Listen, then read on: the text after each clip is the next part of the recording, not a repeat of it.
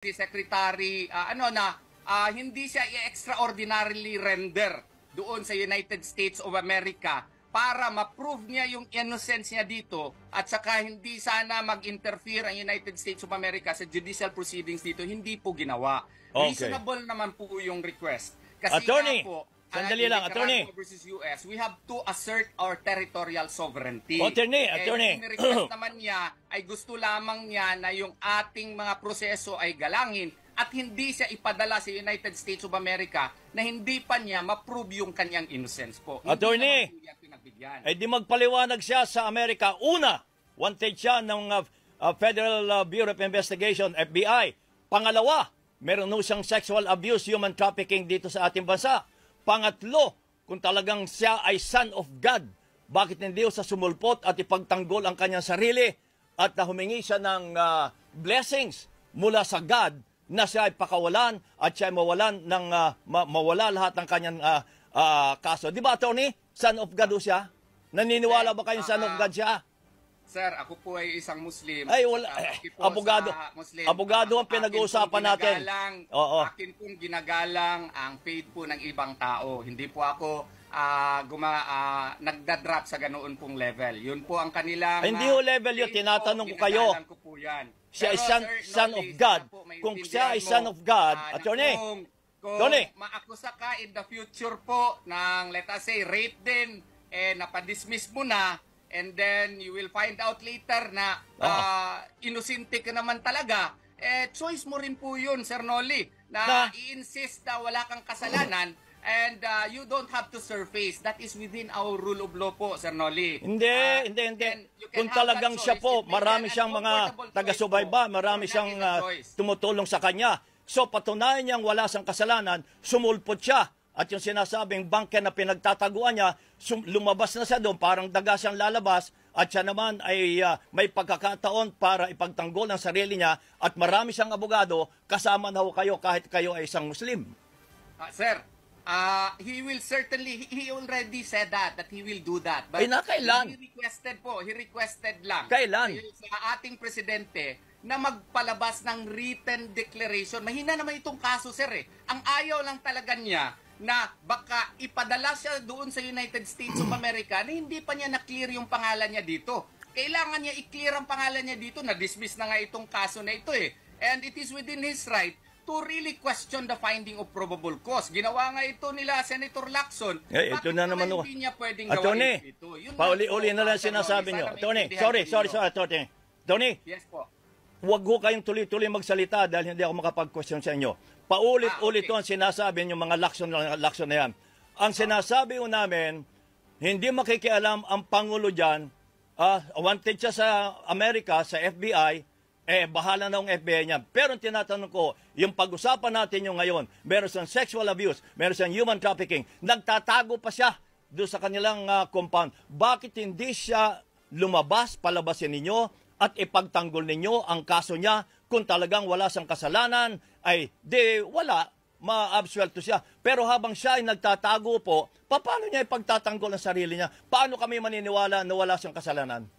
Paano po? Paano? Sasabihan kita. Ano? Kung yung motion for reconsideration po namin sa Department of Justice ay i-rule, maski pa i-deny yun, pwede po kaming aakyat sa Court of Appeals at mag-file ng petition for certiorari. At kung i-grant yung petition for certiorari po, Sir Noli, edi wala ng kaso. Yun. Yan po, part yun ng choice niya. Tuliao versus Miranda po yan. Kung ma-prove niya yung innocence doon, na wala palang probable cause, choice din po niya under our rule of law po, Sir Correct. Noli. Puro rule of law kayo, Attorney. Walang visa po yun. Pero, duwago ang inyong kliyente, ayaw niya lumabas. Patunayan niyang wala siyang kasalanan. Yun ang malinaw ho dyan. Sir Noli, pwede nga niyang patunayan yung kanyang na wala siyang kasalanan based on our rules of court po. Kasi kung ang DOJ, baka magbirakulo, magsasabi na wala pala siyang kasalanan, mag-render ng resolution na wala siyang kasalanan, and then mag-file ng motion for withdrawal of information in court, hindi pa siya nag-surrender and then the court will grant it. That is within our rule of law po. Okay, Sir Noli. rule of law. At saka, garanting lang. Patuloy Teka ko muna, lang. teka muna, Garanting attorney. lang, deny. Teka muna, attorney, Okay, sandali okay. lang. Patunayan niyong wala siyang kasalanan sa pamagitan ng pagsulpot niya.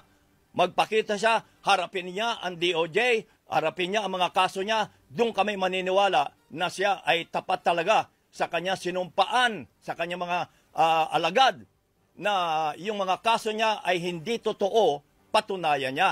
Hindi ho pwedeng siya'y nagtatago sa lungga at sasabihin yung mga rule of law, ay paano kami maniniwala sa rule of law, attorney?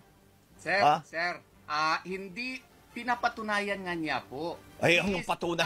He is actually, through our pleadings po, he is insisting on his innocence po doon sa motion for reconsideration.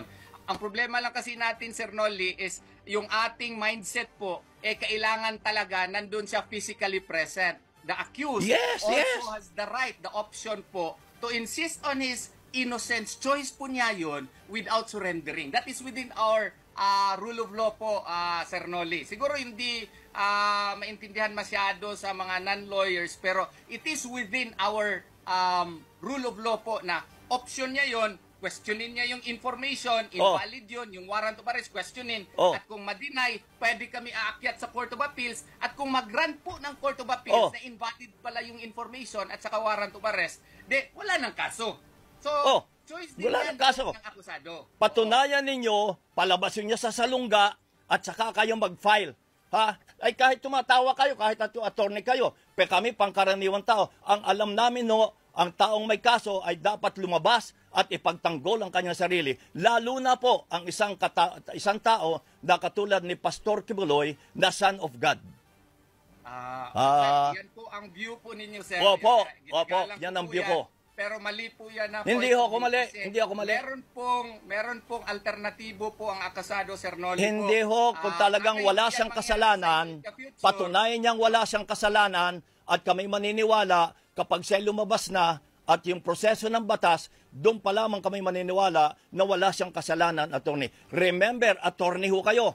Lahat ng attorney talaga ay pagtatanggol ang kahit pa kriminal ang isang tao, pinagtatanggulo ninyo, di ba? I'm not talking of Kibuloy, pero kayo mga attorney, ganyan ang asal ninyo.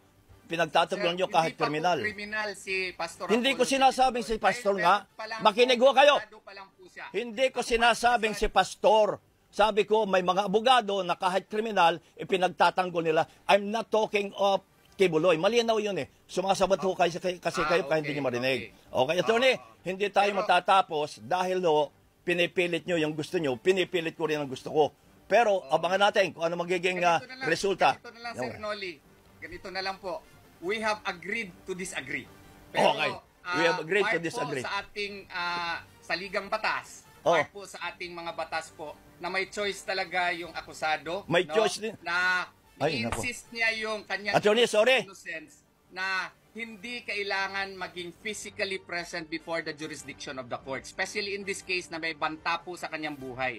At saka may Banta? threat Anong po banta? na i-extraordinarily render siya doon sa United States of America. Sana po galangin din natin yung kanyang desisyon kasi I could not impose my choice to my client po, no? Ang akin pong trabaho is to present the alternatives to my client and it is up to the client to choose which of the alternatives that he will choose. Sana po maintindihan po ninyo. Hindi ako naintindihan. Maraming salamat po. We agree to disagree, attorney, sabi mo nga. We have agreed to disagree po. Attorney Sana ka, kaibigan po ako ay tayo. pangkaraniwang tao. Broadcaster lang ako. Attorney, maraming salamat po sa pangalan po ng ating mga kapatid na Muslim. Maraming salamat po.